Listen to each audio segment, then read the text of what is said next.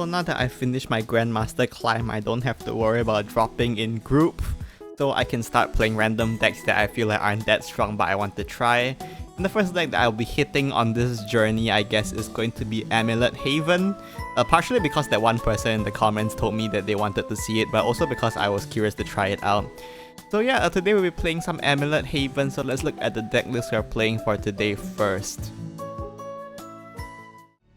So this is the list we're working with for today. I did not come up with myself. This is from the Japanese Haven YouTuber Sakakibara, whose video I will link in the description. He's usually my go-to source for Haven decks because I don't play Haven that much, so I don't know how to build Haven decks, and in the first place I'm just not very good at building decks in general. And this archetype is already like sort of weak by itself. It doesn't really need to be nerfed further by my poor deck building skills, so I went to a source that I think builds pretty solid decks, so I'm borrowing his deck for today. Again, I'll link his video in the description so you can check it out yourself. The archetype is built around the new cards Kandima, who can summon more amulets and pop them to deal 3 damage to all enemy followers. And then we have, of course, Lionthorn, the big boss monster, I guess, for this deck. The idea is to get to Phase 10 and then use Lionthorn's Evo effect to pick up Depths of the Elptome, which will allow you to deal 2 damage to the enemy leader by popping an amulet and then add the spell back to your hand. So yeah, that's how it ends games. And then you also have Skullfane in the mid game to ship some early damage and maybe even win before you even have to play Lionthorn, or you can just use it to clear board or pop amulets. Anyway, the idea is to get to 10 amulets as fast as possible. And then Blinding Staple is required in this deck because there's too many decks, especially Milteo, that just summon too many followers early on that you will die if you don't have Blinding Faith, so that's why it's here. And then the main sauce here is Odd and Inspired. This card is surprisingly useful in this deck. It has a lot of applications. It can be used to pump your Skullfane's AoE, it can be used for card draw, it can be used to give you fodder for your Lionthorn spell, and also it can help you manage your hand size better. Especially on the turn you play Lionthorn, there's actually a good chance your hand is full because you pop an amulet that causes you to draw Lionthorn's Fanfare effect. So you can play Odd Inspired to make hand space so that you can actually get Lionthorn's Depths of the Elptome spell. So yeah, this is the list we'll be playing for today. Let's look at some games. So our first match is against Haven, just because this is the best match I have for showing the main game plan for this deck. Just keep in mind that all these games were recorded at low CR, like underneath 1600, because I lost more than I won with this deck. So yeah, maybe not the most high level games, but this is not really a high level deck either. So the mulligan is matchup dependent. The only card that I always keep is Skullfane, I think, and that it depends on the matchup. For Haven though, they don't really have a fast early game, so we just look for card draw amulets, so we can just toss all of these. We really need any of them right now. Yeah, the idea is to draw out 1 cost card draw amulets, or the 2 cost amulet that also draws 2 or AoE 2 and heals 2, because that's just generally good. Here I put Wing Statue. The reason why I did this is because the previous game that I ran into a Haven deck, they were playing the aggro amulet version, which means, so I was playing expecting them to also be amulet aggro, so I put down a Wing Statue early just to be able to contest board. My personal passes though, so maybe it's not going to be that, we don't quite know yet. Again here I'm putting on Unholy Water just to make sure I have ways to contest board. Opponent drops the Unholy Coward, is that what she's called? Prostrating Coward. I don't have anything else to do because my hand's a bit bad, so we'll just go ahead and drop Serene Sanctuary. My opponent drops Grimnir here, which means this is probably going to be Crest Hybrid, so we can shift our mindset with that in mind. And now we'll go ahead and play Sublime Elptome to pop the Grimnir, and we have this Crest with this Unholy Water at countdown 1, so that when they play Morrowind we can just instantly pop it with the amulet. So that was the idea, I guess. Stuff works out well for me here. As you can see, the Morrowind goes down. Go ahead and pop the Sacred, the Serene Sanctuary to draw into our deck here, and then just set up more amulets. I would normally put Shining Disenchantment here just to get it on board, since it's very hard to find room to play this in the late game. But since we picked up Skullfane here, we will just go white instead with multiple amulets. And we just poke them in the face. No reason to evo, because they can probably heal off most of the damage I deal anyway. So I want to save our evos for the long con. No evolve wheel back here, so they are curving quite well. They have basically all the things that they need, which is not great for me, but we try our best, I guess. After thinking about this turn for a while, I decided to just drop Sublime Eltome. I could have went Skullfane here, but I thought I should save Skullfane in case they decide to coin Aether next turn. I need a way to be able to reliably AoE, so I saved Skullfane for that. And we just accept that we're taking a bunch of damage this turn in exchange. Opponent's gonna use Guild here to buff their followers and then drop another Grimnir for something, I guess. They save their evil point here though, which is pretty good for me because we don't want to take too much damage. And this time we just go ahead and use Skullfane to clear this board. I play All Inspired to get the 4 AoE to... Well, no, I play All Inspired to get enough Amulet count, I'm pretty sure was the idea. Even though I don't think it was entirely necessary, but... I mean, yeah. Honestly, once you have all your key pieces and you have enough amulets destroyed, you should probably just save all the Inspired for after you play Liontoff, but I guess I didn't in this case. I just want to heal up this turn, so we go ahead and drop the Shining Disenchantment here as well as Kandima. And then we pop the Shining Disenchantment here to heal because we are a bit low. We want to make sure we have some leeway with health so that we can freely drop Liontoff next turn. My opponent is going to go ahead and drop their Marwyn here, as well as Knight of the Holy Order, and then they'll just use Marwyn spell to clear my board. Thankfully they don't have a lot of Crest, so we're not taking too much chip damage here. But anyway, we're going to go ahead and go for Liontoff here. We go ahead and... we don't have to pop more amulets than necessary. You generally want to save the amulets on board to pair with your Liontoff spell, so... just pop whatever is necessary. I could have popped the Unholy Water here, but I can save it at 1 here in case they play a big follower. We can, like Vera, you can just instantly pop it here.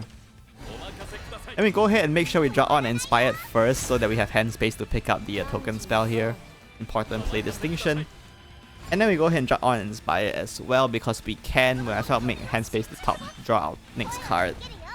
This Haven deck doesn't really run good ways to pop our amulets, so we are fine there, so that's the idea. And then we actually have OTK here if you count. You have to get used to counting the damage with this deck a little bit. I'm still not quite there yet, but generally I like to count by number of PP spent for number of damage. So at this point I can use 3 play points to play 3 depths of the Eltome to pop these 3 amulets. So I count it as 3-6, and then we can add in this Falcon for 3-8, and then we can add in the Super Evil for 3-11. So then I just need to get the rest of the 9 damage from the next 7 play points. So at 3-11 we can add in the Wing Statue plus another Depths pair for 5-15. And then we have 5 play points left, which lets us pop this Shining Disenchantment for 6 damage total. So this is going to be 21 damage in total, I believe. So yeah, just get them. It takes a bit getting used to, but I mean, you can start doing the map on your opponent's turn, I think, and just see if it works. But yeah, we can see how this deck can actually OTK surprisingly well in the once you get Liontoff's effect active. The hardest part is actually getting there. Go ahead and pop this amulet here, and then we can go ahead and play Shining Disenchantment as well and pop that with Depths of the Eltome. Our nice 6 damage here, and then just evolve to finish my opponent off for good measure. So yeah, this is the base game plan. It rarely goes this well when you're playing this deck, so let's look at more games.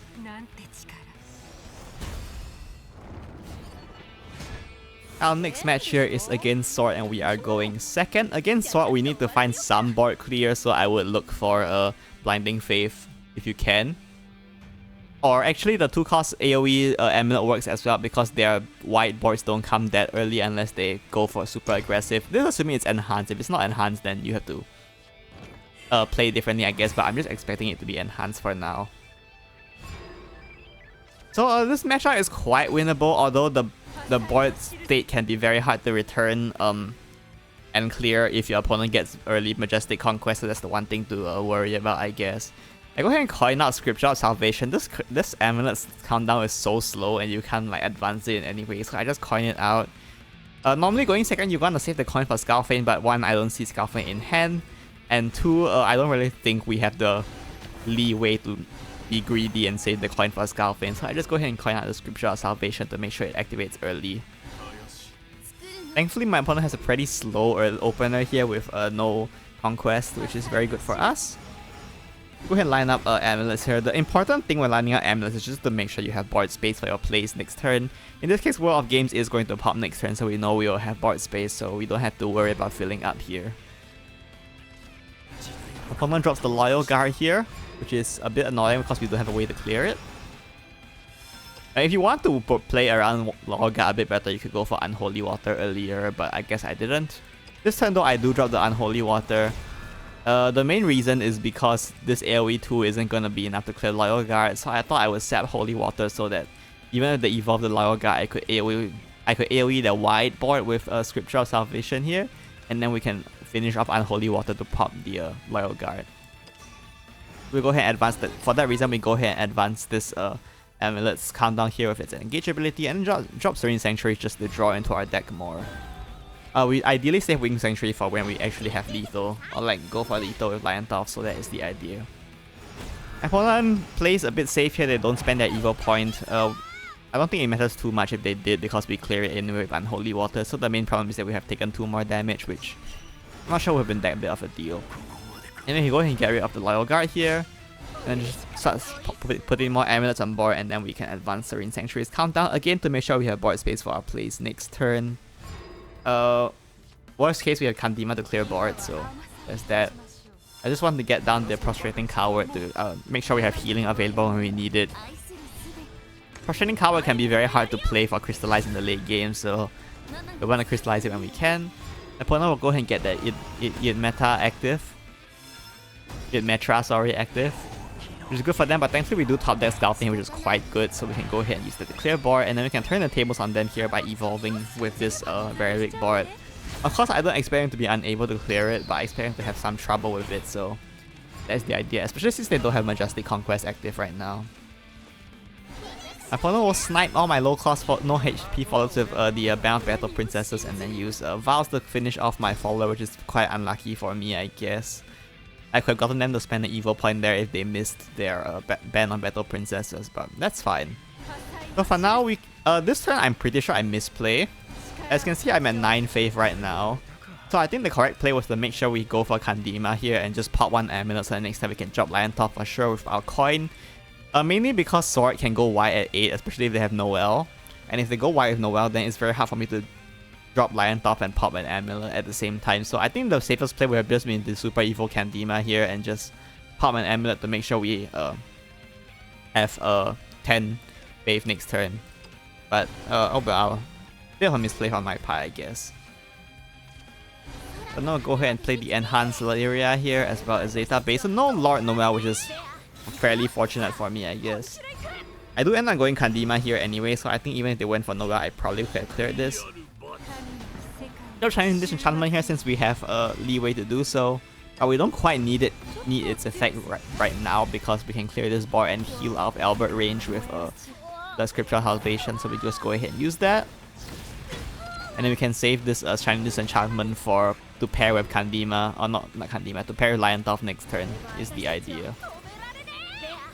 Don't just now Zeta Bay here, which is an interesting choice. Thankfully though, since they do this, we actually have lethal next turn. We don't even have to go as far as going for Lion Top. So when it goes ahead and evolves, hits me in the face with Zeta Bay here, which is fine. We're just gonna go ahead and drop Scalfane. So pair it with Disenchantment will clear that board, and then we can evolve this Falcon. So yeah, Lion Top is the main finisher of course, but you can look out for these kinds of wins without relying on Lion Top as well. So that's it for this game. And our next match is against Milteo. The trick to winning the Milteo matchup is to just not queue into Milteo, but since we queue into Milteo, we have to try our best. We just look for as much healing as board clear as possible and just try to survive because they deal way too much damage for us to deal with.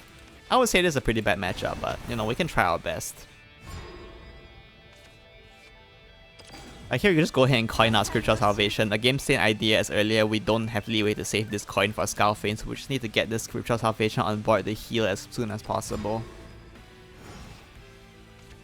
Just another World of Games, thankfully a slow early game from them, which is good because if they had the nuts, we probably just lose on the spot, so that's good for us. Go ahead and just set up the Prostrating Coward as well for more healing and a nice ward to protect us with.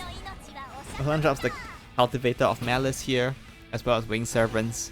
So they're playing a variant with Wing Servants, I guess, which is certainly a choice. We have nothing better to do, so we'll just go ahead and put another Prostrating Coward on the board to start healing with, I guess. Oh no, I'll play Ghastly Soiree here, as well as another Wing Servants just to fill up their board, I guess. We got a ton of damage here, but we have a lot of healing on board right now, so it's not the end of the world quite yet. Now this is an interesting interaction because my opponent has this Lilith into a Cultivator of Malice here. When I clear that board, they actually lose this ghost. They end up milling it, which is very good. Because the key to winning the Milteo matchup is to count the number of ghosts they have and make sure you don't die. So that is the one ghost that they got from playing Ghastly Soiree. So now they have no more ghosts in hand, so we just keep that in mind. We got Scarfin here. We can look to set up next turn. Set out a Scarfin next turn maybe. We pick a Kandima here. It's important to check what you have destroyed here. We can see Prostrating Coward and Scriptural Salvation are my only destroyed amulets here. Kandima isn't that good in the late game in this matchup since they don't make boards anyway. So we just go ahead and drop Kandima here to get more while we have these two guaranteed, so we can get a lot more healing out of them. Plus it has a setup for Scarfin as well, which is another big plus. We go ahead and evolve Kandima here just to clear our followers. No reason to be stingy in this matchup of evo points, so. Opponent is playing a variant of Aragavi, which will allow them to ping me for a 3 here, which is not very nice of them, but oh well, what can you do? And here we just take it as a sap turn to set up some amulets on board. For the Milteo we know is probably coming next turn. There it is. If we put all these amulets out, our board gets wasted because Milteo will just destroy the whole thing anyway. So you can see that my opponent reanimated a Cultivator there, so now they should have, I believe they have 1 ghost right now. They've destroyed 2, and then they've played, they've destroyed 2 Cultivators. One of them milled the ghost, and then they play 1 ghost from the Soiree, so they should have 0 ghosts, I believe. I mean 1 ghost in hand right now, so, and now they have 0. So just keep count how many ghosts they have because it's important for this matchup. And then one of the moves that have a relatively solid performance against Milteo Abyss is to make a board after they play Milteo, because it either forces them to spend their ghosts on clearing board, or it forces them to waste the turn playing Milteo to heal, to clear our board here. So we set a decent board here for them to answer. Opponent will drop the Ghost Dodger here, as well as Bibati. So now they have 1 ghost in hand, just keep in mind. And they will get rid of our Scarfin as well, and then they'll play the ghost that they got. And that's on the outside.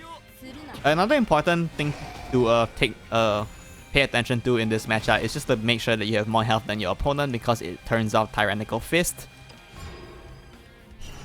And that's very important for, I think, just not dying. Unfortunately, we don't have enough faith here to go for well, actually don't even have Lion Tough in hand for that matter, so. But now we'll just go ahead and try to find Lion Tough while clearing that board. We can use Blinding Faith to clear here, and then just set up some amulets. Again, Prostrating Faith, very good in this matchup and also hard to play, so we play it when we can. My opponent will go ahead and drop the Shadow Crypt Memorial to deal me a bunch of damage with their Evo Point. I don't know why they didn't buff, but their hand is probably quite bad right now, I would imagine. And they'll use the Ghost as well. This puts us low enough to have to watch out for Tyrannical Fist, I guess.